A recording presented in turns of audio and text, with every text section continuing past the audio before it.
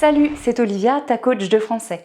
Pour ceux ou celles qui me connaissent, vous savez que pour le commentaire, je conseille aux élèves, avant même de lire le texte, d'écrire une petite checklist sur le brouillon. C'est une liste en fait de procédés, de caractéristiques qui vont être liées à un objet d'étude précis. L'objet d'étude, je le rappelle, est indiqué juste au-dessus de ton commentaire de texte. Cela peut être le roman, la poésie, le théâtre ou bien la littérature d'idées.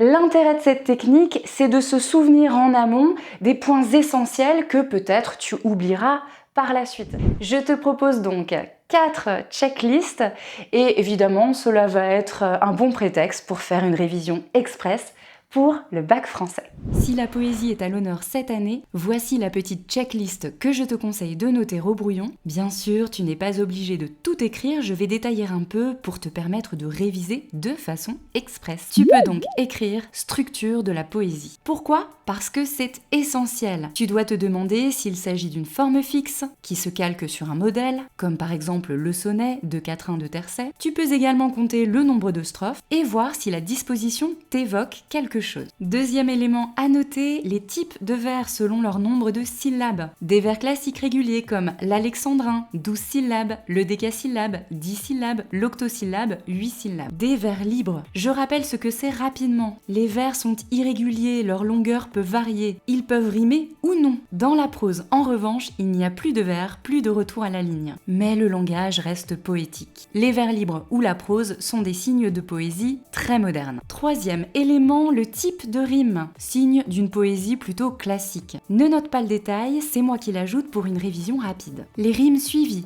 A, A, B, B. Les rimes croisées, A, B, A, B. Les rimes embrassées, A, B, B, A. Les rimes continues, et oui, A, A, A. Et enfin, les rimes redoublées, cela existe, A, A, A, B, B, B. Les rimes, je le rappelle, peuvent être également pauvres quand elles ont un son en commun. Poésie, esprit. Elles peuvent être suffisantes, 2 sons en commun. Poème, M. Les 2 sons, est et me. Enfin, les rimes peuvent être riches avec 3 sons en commun ou plus encore, ce qui n'est pas facile à faire, tu t'en doutes. Poème, bohème. Sur ta checklist, très important, n'oublie pas le jeu sur les images et les sons. Je rappelle qu'il y a très longtemps, la poésie était chantée. Pour les images, tu peux penser aux figures de style assez classiques de l'analogie, la comparaison, la métaphore, la personnification. En ce qui concerne la musique, rappelle-toi bien de repérer les assonances. Ça se termine par un E, c'est justement la répétition d'une même voyelle. Et les allitérations, un mot qui se termine par un N, c'est justement la répétition d'une même consonne. Enfin, les effets sur le rythme sont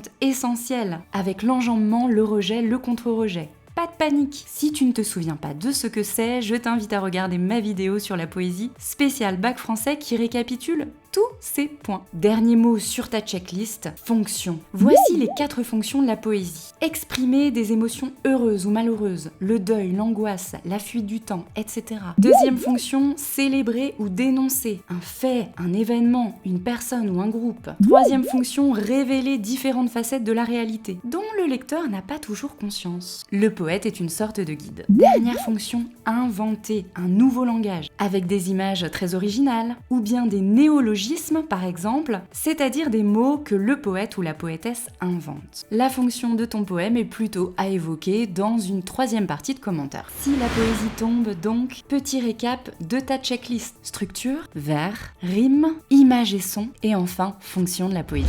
Coup de projecteur sur le théâtre. Que noter sur ta checklist magique ? Eh bien d'abord, la place de l'extrait de la scène à étudier. Là aussi, tu n'es pas obligé de préciser toutes ces choses au brouillon, je te donne juste quelques pistes complémentaires. Si tu dois étudier une scène d'exposition, rappelle-toi de ses caractéristiques classiques. Elle expose ou présente le contexte, les personnages principaux et les grandes lignes de l'intrigue. Cette première scène doit être captivante pour séduire le public. Si au contraire elle ne remplit pas ces critères, il faudra le relever. Tu peux être amené à étudier un dénouement, autrement dit la dernière scène d'une pièce. Ce peut être un dénouement résolution si une solution est apportée au problème de l'intrigue. Ce dénouement peut être comique ou tragique avec la mort d'un ou de plusieurs personnages. Tu peux également être face à un Deus ex machina. Ne t'inquiète pas, ce n'est pas aussi compliqué que ça en a l'air. Le dieu sort de sa boîte. La résolution à ce moment-là est rapide, ni très crédible, ni très logique, comme si une divinité était intervenue. Deuxième info à inscrire au brouillon les types de prise de parole. Le monologue, quand un personnage est seul sur scène. La tirade, quand un personnage parle plus longtemps que les autres. Il s'agit donc d'une longue réplique. Au contraire, les stichomities, des répliques extrêmement courtes, qui s'enchaînent à la vitesse de la lumière. La présence d'aparté, quand seul le public entend les répliques d'un personnage. Si tu dois étudier un extrait de monologue, dans ta première partie de commentaire, tu peux très bien dire un monologue et ajouter un adjectif. Cela te permettra, à travers ton premier acte, de contextualiser les choses. Note-toi également au brouillon le type de personnage à analyser. Je te donne quelques exemples. Un personnage de comédie, un peu stéréotypé, le valet rusé. Un personnage de tragédie, appartenant à un rang élevé, faisant l'objet d'un dilemme tragique, autrement dit d'un problème sans solution. Un personnage romantique, qui agit sous l'effet d'une passion, souvent un peu à l'écart et incompris par les autres. Un personnage pourquoi pas de l'absurde, qui a du mal à communiquer et qui n'a pas de statut social particulier. Je n'ai évidemment pas tout dit. Dernier élément à noter, le plus important, c'est l'effet sur le public. Pour cela,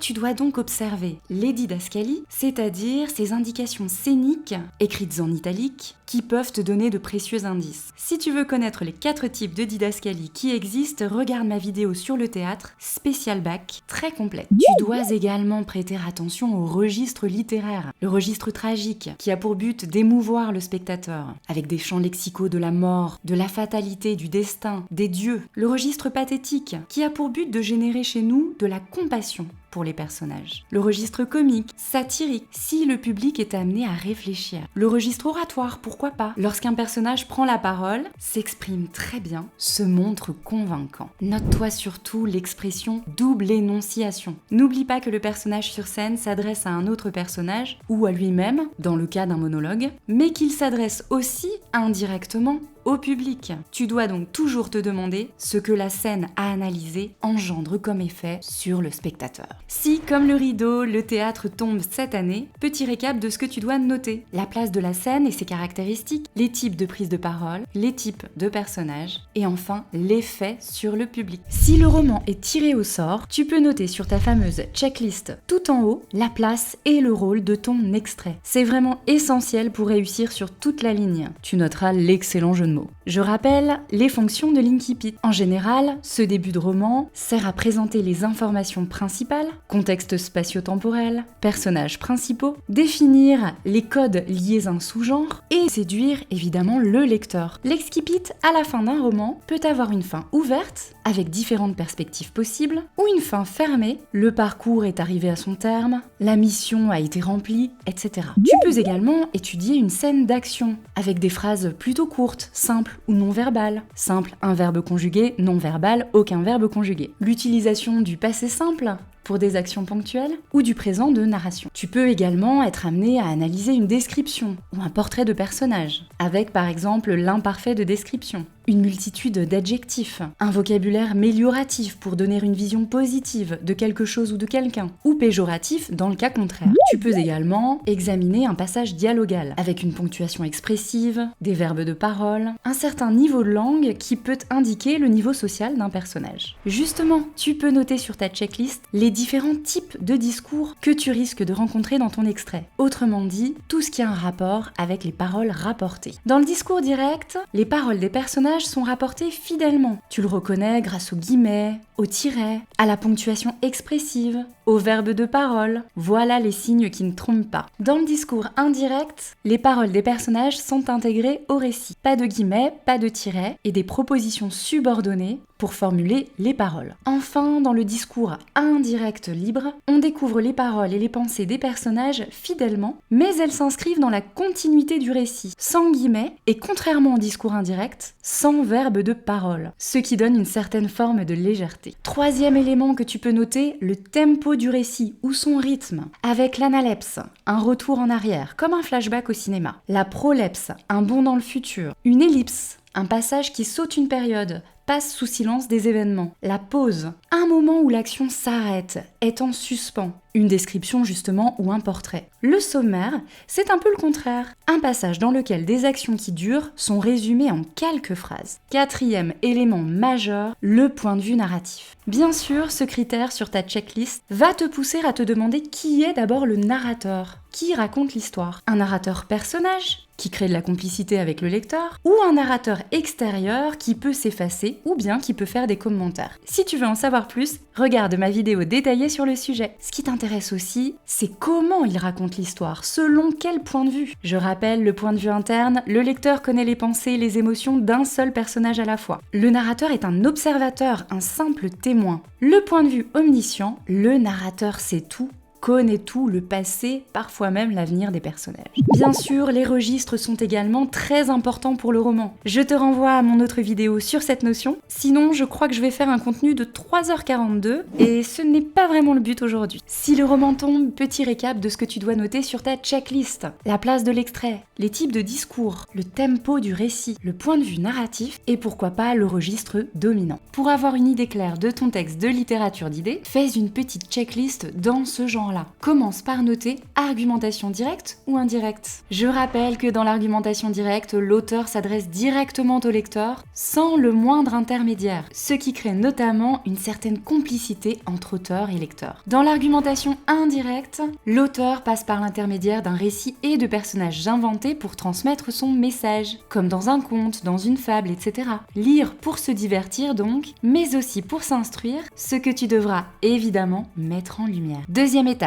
à inscrire, structure de l'argumentation. Tu pourras repérer par exemple le nombre de paragraphes. Un paragraphe est égal à une idée. Les connecteurs logiques pour comprendre l'articulation globale. En effet, mais, de plus, etc. Tu pourras également identifier les arguments, autrement dit les idées qui permettent de soutenir une thèse, une opinion, et les exemples, des références historiques, des faits d'actualité, des chiffres, des anecdotes, etc. Pour en savoir plus sur les types d'arguments, je t'invite à regarder ma vidéo complète sur la littérature d'idées, spécial bac français. Troisième info à noter, la stratégie argumentative. Comment l'auteur dans l'argumentation directe ou le personnage dans l'argumentation indirecte s'y prend-il pour nous faire adhérer à sa thèse? Je rappelle que l'on a tendance à retenir 3 stratégies. Convaincre, lorsque celui qui parle s'adresse à la raison du destinataire pour l'amener à penser comme lui. Il fait appel à des arguments rationnels, justifiés par des exemples concrets. Persuader, celui qui parle s'adresse aux sentiments du destinataire, à son imagination. Il tente de l'émouvoir, de l'impressionner, de l'apitoyer, de le séduire, etc.